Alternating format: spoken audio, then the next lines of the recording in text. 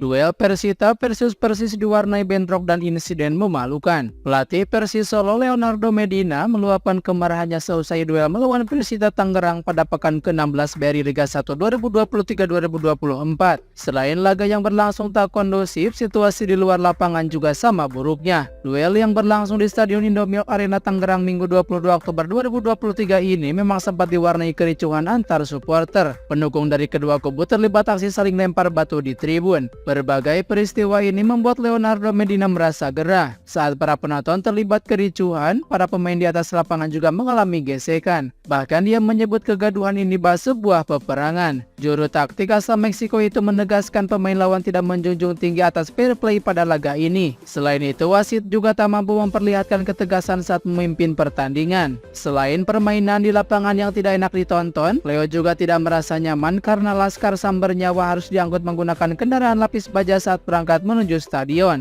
Arsitek berusia 52 tahun itu berharap semua pihak bisa berbenah demi kemajuan sepak bola Indonesia. Menurut Leo, berbagai insiden yang tersaji pada pertandingan ini sangat memalukan.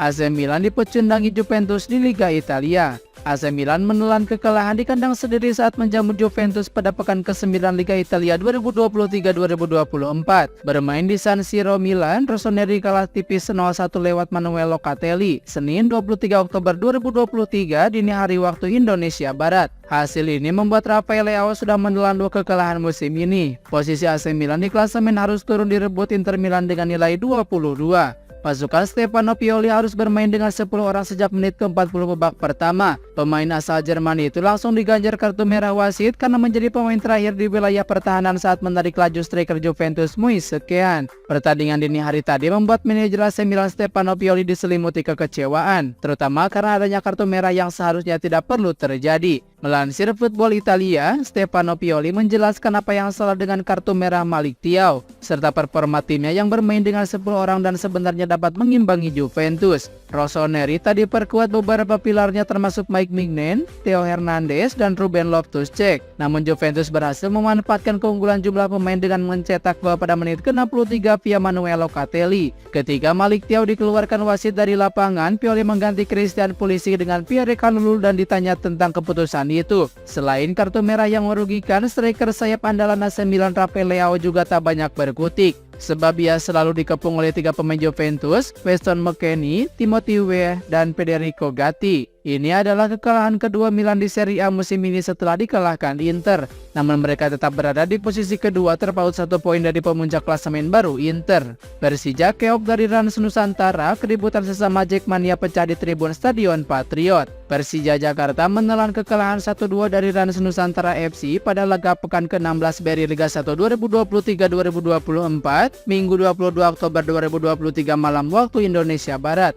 Keributan kecil antar supporter pecah selepas pertandingan. Bertanding di Stadion Patriot Candrabaga Kota Bekasi, Persija Jakarta kebobolan 2 gol lebih dulu. Rans Nusantara FC mencetak gol melalui penalti Evandro Brandao menit ke-11 dan Angelo Meneses menit ke-56.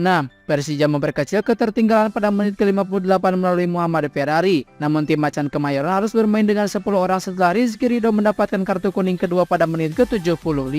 Persija sebenarnya berhasil mencetak gol penyeimbang melalui Witan Sulaiman pada menit ke-90 extra time. Bola tendangan volley Witan mengenai tiang dan melewati garis, namun keluar lagi ke dalam lapangan. Wasit Naufal Payuruski yang memimpin jalannya pertandingan tak menganggap gol tersebut, sehingga skor 1-2 untuk kekalahan Persija Jakarta tak berubah. Setelah wasit Naufal meniup peluit berbunyi panjang tanah laga usai, keributan kecil terjadi di tribun utara Stadion Patriot Candrabaga.